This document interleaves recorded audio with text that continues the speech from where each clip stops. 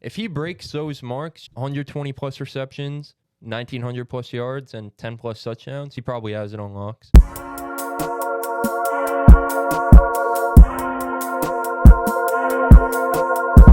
These are our 2023 Offensive Player of the Year predictions. Yeah. Cool. All right. Who you got? Go ahead and get us started. So Offensive Player of the Year for both Dark Horse and my pick, I'm picking Lamar Jackson. I love what the Ravens have going on. Brand new offensive coordinator. Lot like we spoke about before. A lot of weapons for him to work with now. New system. Coming off a fresh new contract. I think it's going to be kind of like a prove it year. Like, I think a lot of people in the league and fans around the league, I think a lot of people look at Lamar Jackson's contract wondering if he really even deserved it, considering he never even got past the divisional round. You know what I mean? Like, for him to be getting that kind of money, a lot of guys have won. And for Lamar coming in this season, I think he's going to prove a lot of people wrong. I think he's going to prove why he deserved the $260 million. Yeah, I think it's going to be a more pass heavy this season than he's ever played in his life, considering he got the new contract as well. Not going to run as much. So yeah, I think there's a lot of reasons Lamar Jackson's going to win that. I circled him. Bro, with a slight look. So, wait, you said you have him for Offensive Player of the Year, and No. That's just Offensive my Player of the Year, dark horse. that's in Like his he was dark outside the top 5 in odds. okay, fair enough. Chris, do you want to give yours? Yeah, my offensive player of the year is Tyreek Hill. Tyreek's coming off the best year of his career. He had 170 targets, 119 receptions, which is a lot compared to what he was doing in KC. 1,700 yards and 7 touchdowns. I think Tyreek Hill could easily eclipse double-digit touchdowns, and he could push 2,000 yards. It's not out of his range of outcomes. 2,000 might be a lot, but 1,900, I think he could. What did Jettis have last year? About 1,900? I think he had 1890. Oh. Yeah, about, It was like 1890. about 1,900. I think Tyreek Hill could easily lead the league in receiving yards, get another 120 receptions. If he breaks those marks, 120 plus receptions, 1,900 plus yards, and 10 plus touchdowns, he probably will win the award. He probably has it on locks. Mm-hmm. I mean, I agree. That's also my pick. And Tyreek Hill seems to somehow get better every year he's in the NFL. It's weird how he does it, but every year he's just like, wow, he does this. Next year he does even better.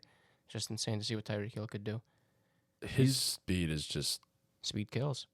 He's definitely Next one of my level. favorite NFL players of all time. Like, he's just so fun to watch, bro. He's unbelievable. And then, like, all the memories with him in Madden, how good he is in Madden, like, just gotta Send him on a Tyreek. go route and just throw it to him every single fucking Gotta time. love Tyreek Hill, the football player. It's all you got. The football player. I'm glad you specified that one. Go ahead, Dean. Tyreek Hill. Oh, wait, you already gave yours. That was the first one. Oh, wait, so I'm the final one here. All right, my Offensive Player of the Year.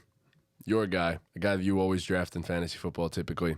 It's Nick Chubb. That's wild. I've been super high on Nick Chubb this entire offseason. He's my RB2 in fantasy football, if we're going to get into that.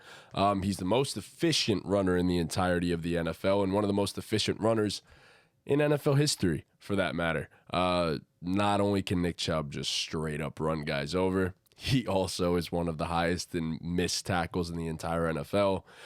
It's on another level when you're almost 6 foot and 235 pounds, and his 40-yard dash when he came out of college was like a 4.5, but we all know Nick Chubb's a hell of a lot faster than that on a football field.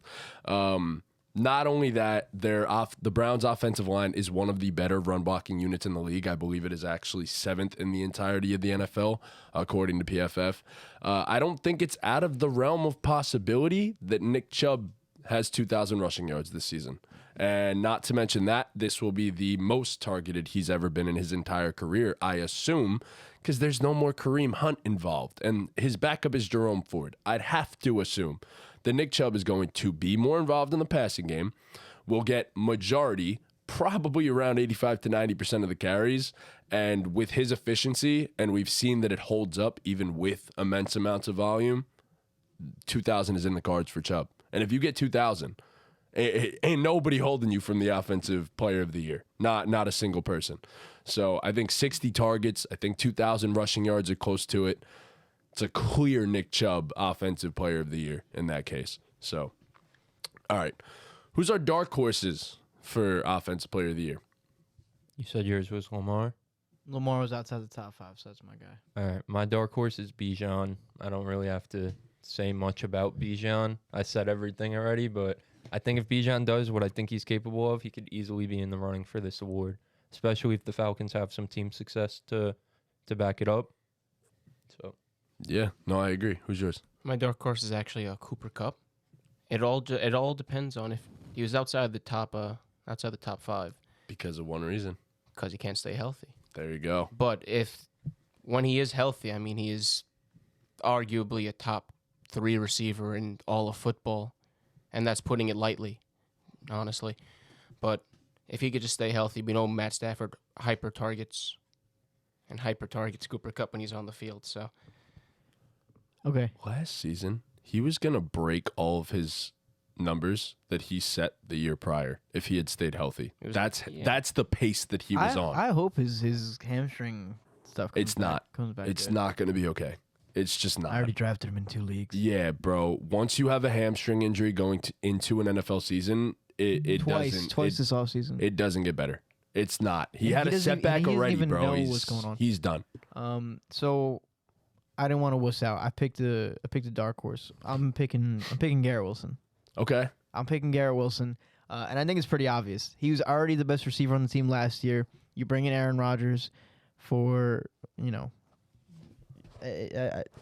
get rid of Corey Davis. I just think it's so self-explanatory. He's the best receiver on that team with the MVP caliber quarterback. Corey Davis just retired. Who else is he throwing to? I mean, Alan freaking Lazard. damn right. why'd you say it like that? Because he sucks and people think he's like solid. No, that's Well, the best value in the 11th I don't round know you'll why ever get. people think Alan Lazard's is like good receiver. Because he's not. He's a good blocker as a receiver, but Elite blocker. He's not a good receiver as the receiver name itself is. There's also McCall Hardman and Randall. Like, there's just nobody else to be throwing the ball to other than Garrett Wilson. And I think Garrett Jason Brownlee. Wilson's gonna eclipse 1,500 yards this season. That's not a bold. Putting take. it right there. It's not a bold take. It's a lot of yards. Circle it. writing it down. I don't think 1,500 is crazy at all. I think honestly he can eclipse that because Rodgers is going to target him a whole lot. Like he is going to target him a whole lot. All right, so I'll close this out with my dark horse offensive player of the year, and I had to pick somebody from my Giants on the offensive side of the football, and it's Saquon Barkley. I think it's, as you said before, Dean, it is self-explanatory. Saquon is pissed off going into a contract year, didn't get paid. And I'm going to be honest, I'm not the guy that would want to be on the other side of Saquon Barkley running the football when he's angry. So not only that, obviously the Giants receivers are rather underwhelming. They've improved this offseason, but they're not yet elite. Dable's going to use him a bunch in the passing game, I expect. So I'm expecting him to have around 600 receiving yards with a whole bunch of targets. I think the running aspect is going to be a lot different this year. Obviously, Saquon is usually a big play threat every time he touches the ball, but he's also had bouts of inconsistency throughout points in the season. I think that won't be an issue this year. I think the run blocking will improve for the Giants offensive line. I think he averages close to, if not 5 yards per carry, and I think he ends up with around 1,500 rushing yards and 600 receiving yards. 2,100 total yards. I think that's good enough to get you a little bit of an offensive player of the year there. So he's the engine, and they all go as he goes. So Saquon Barkley for offensive player of the year.